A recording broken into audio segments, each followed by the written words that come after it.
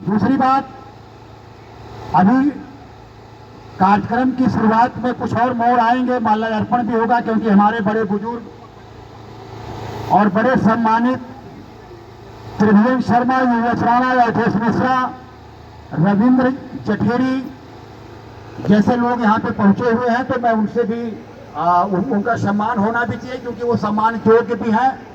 वो हम इसके लिए हम सभी लोगों का हार्दिक वंदन अभिनंदन करते हैं। साथियों, देश की व्यवस्था पिछले 70 सालों से या कहो 1736 से लगातार सामान्य विरोधी, जाति विरोधी, धर्म विरोधी, इस तरीके से देश का बंटवारा किया गया। जाति, धर्म, संप्रदाय, लिंग, भाषा आदि के बेस पर बहुत तरीके से देश को तोड़ दिया गया और उसका खामियाजा आज हमारा देश लगातार भुगत रहा है।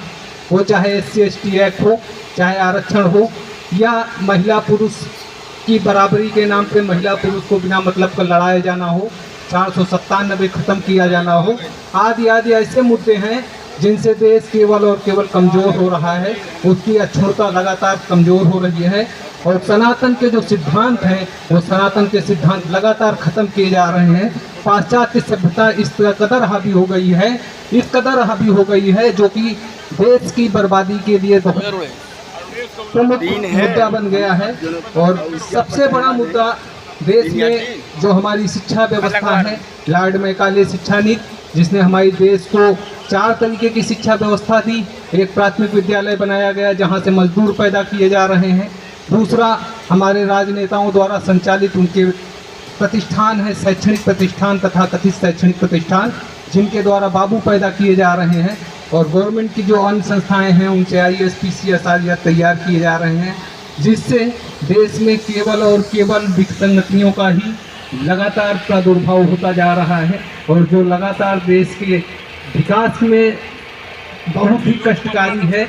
और इसके लिए जो हमने पिछले 20-22 सालों में समाज का अध्ययन किया, समाज के अध्ययन करने पे जो पाया, तो मैंने पाया कि यदि स्वास्थ्य, शिक्षा, सुरक्षा, संरक्षा, सर्वांगीण समुचित मुद्दे को लेके आगे काम किया जाए तो शायद है कि देश का बेहतर विकास हो सकता है। इसके लिए एक ही आखिरी मुद्दा है, ना तो SC/ST एक्ट से देश मजबूत हो सकता है, ना आरक्षण से देश मजबूत हो सकता है।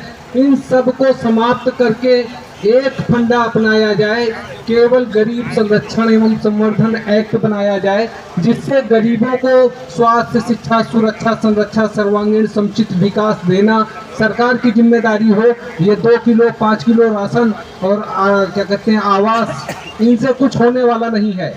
5 किलो राशन, 2 किलो राशन या इंदिरा आवास, इनके नाम पे प्रधानमंत्री हेलो तो आरक्षण मुर्दाबाद, आरक्षण मुर्दाबाद, आरक्षण मुर्दाबाद। कुछ मैं तो इतना ही कह सकता।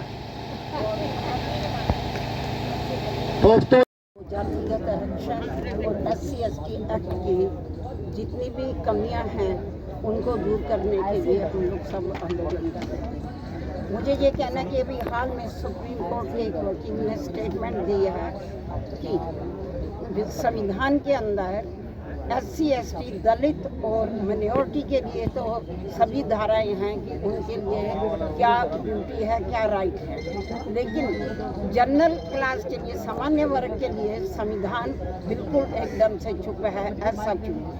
तो हमारी ये सरकार से अनुरोध है कि इस विषय के ऊपर में संविधान के अंदर संशोधन किया और सामान्य वर्ग को भी उसका स्थान निश्चित किया। एक्ट से मैं खुद पीड़ित हूँ और हमारे ऊपर, जैसे यहाँ पे एक पत्रकार बंधु ने कहा कि मैं दिल्ली में था और बिहार में हमारे ऊपर ST/ST लगा, उसी तरह से प्रेजेंट टाइम में मैं भी नहीं था, लेकिन हमारे पूरे परिवार में, मैं बाहर था, ST/ST एक्ट लगा और मैं जेल गया, जमानत पे हूँ, केस लड़ रहा हूँ। इस केस का आप कितने समर्थन करें? इस केस को काला कानून कह सकते हैं। और एक चीज़ और मैं प्रेजेंट टाइम में बताना चाहता हूँ, वर्तमान सरकार जो भाजपा सरकार है, इनके सांसद, विधायक जो भी इनके विरोधी हैं, किसी भी दल के जो सबड़ हैं या पिछड़े हैं उनके ऊपर वो लोग थाना कंट्रोल कर रहे हैं, उनके द्वारा SC ST एक्ट विरोधियों को लगाया जा रहा है। जैसे हमारे जैसे लोग जो आरक्षण का विरोध करते हैं, SC ST एक्ट का विरोध करते हैं, इनको धमकाया जाता है और किसी न किसी फर्जी केस में फंसाया जाता है। SC ST एक्ट काला कानून खत्म होना चाहिए, आरक्षण मुक्त भारत होना चाहिए। आरक्षण अगर देना है तो आरक्षण खत्म करके संरक्षण दीजिए। शिक्षा, स्वास्थ्य, न्याय जो तीनों आज भारत में बहुत महंगे हैं, किसी गरीब तबके के बच्चे अच्छे शिक्षा नहीं ले पा रहे हैं। और आपको अगर अच्छी दवा चाहिए, आप भी अच्छे हॉस्पिटल में, प्राइवेट हॉस्पिटल में नहीं पहुंच पा रहे।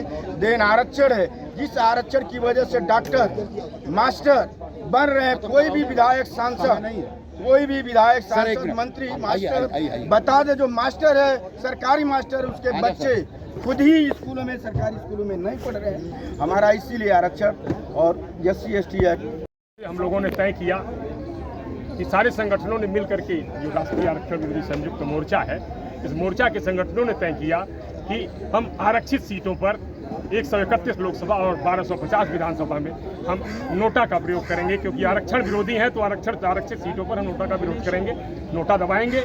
और जहां हमारा प्रत्याशी नहीं, सामान्य सीट पर हम प्रत्याशी लड़ाने का प्रयास कर रहे हैं। लगभग 1.5 दर्जन पार्टियां हमारे पास हैं और उन पार्टियों के माध्यम से हम चुनाव लड़ाना चाहते हैं। जहां नहीं हमारा प्रत्याशी होगा वहां भी हम पूरे देश में नोटा दबाने का प्रयास करते हैं। जैसे कि नोटा ने हमको लाभ भी दिया है, 3 राज्यों की सरकार गिराई 2018 में, छत्तीसगढ़, मध्य प्रदेश और राजस्थान की, जिसके बाद हमें EWS मिला है, नोटा के बदौलत मिला है। महाराष्ट्र की सरकार नोटा के बदौलत लगड़ी सरकार बनी, हरियाणा की ठक्कर सरकार नोटा के बदौलत लगड़ी सरकार बनी है। इसलिए हम नोटा को सबसे पहली प्राथमिकता देते हैं और पूरे देश के लोगों से मेरी अपील है कि वो विकल्प में पूरा सवर्ण समाज नोटा दबाए, नोटा दबाए, नोटा दबाए। नोटा ही सवर्णों का रक्षक अपनाए।